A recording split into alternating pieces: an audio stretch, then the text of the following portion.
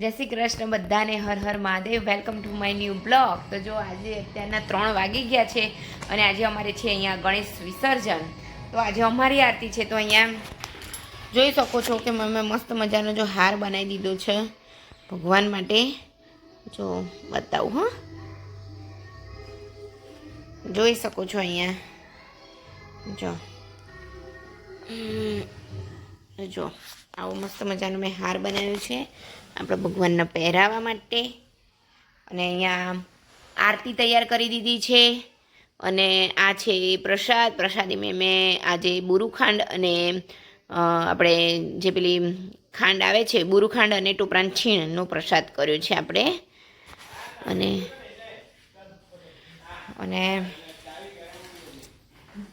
ચલો હવે આપણે જો બીજા બધા છૂટા ફૂલ છે તો એ આપણે મૂકી દઈશું.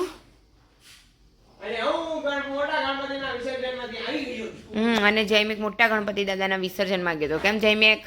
હા તો આવો તો ખરા, અમે તમારી રાહ જોઈએ છીએ. લઈ આવે તું ઓલું આ પ્રસાદીમાં મૂકવાનું ને.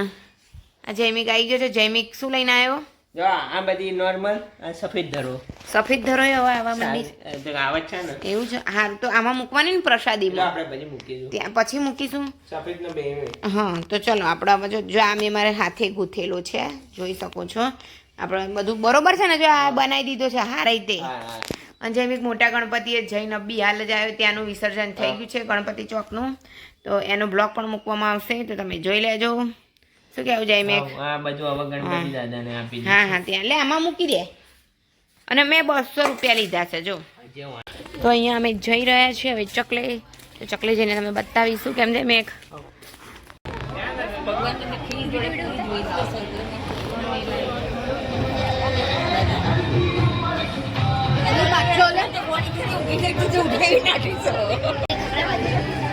જો અહીંયા અન્નકૂટ ભરવામાં આવ્યો છે ભગવાનને. હેલો.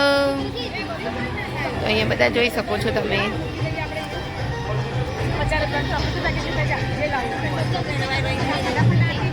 અને અંધારેલું લાગે છે વરસાદ. એ અમારી છે. હા લઈએ.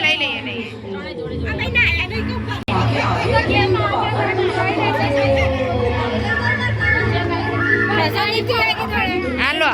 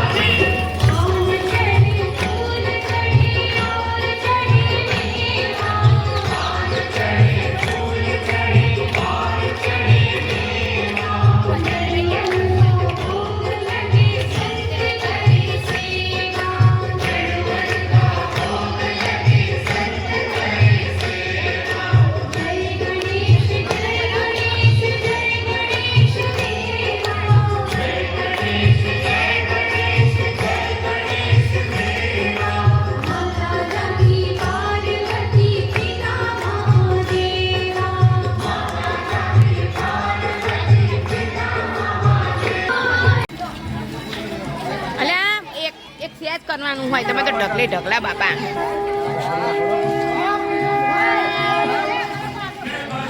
હા ઉભા રહો.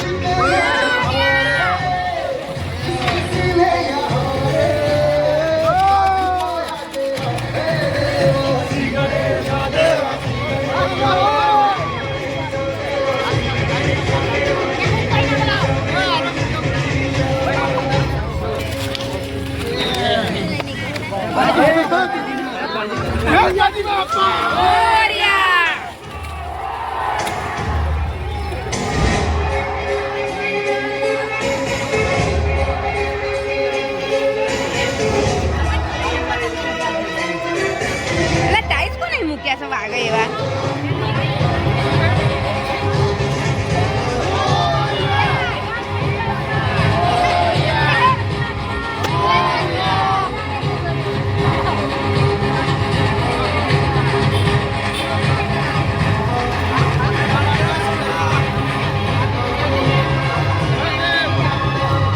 બેટા બહુ ગયું.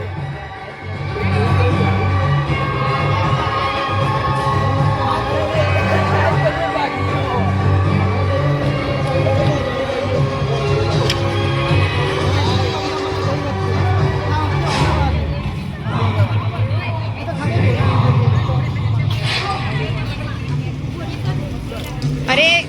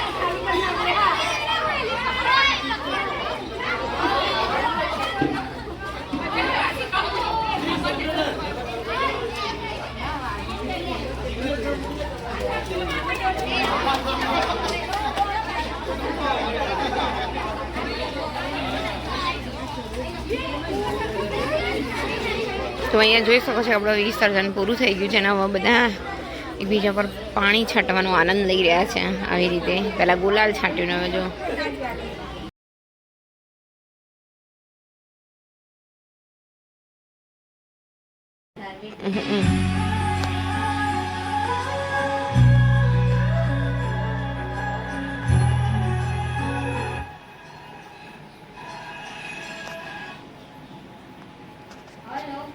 ગણપતિ દાદા મોર્યા, ઘીના લાડુ ચોર્યા.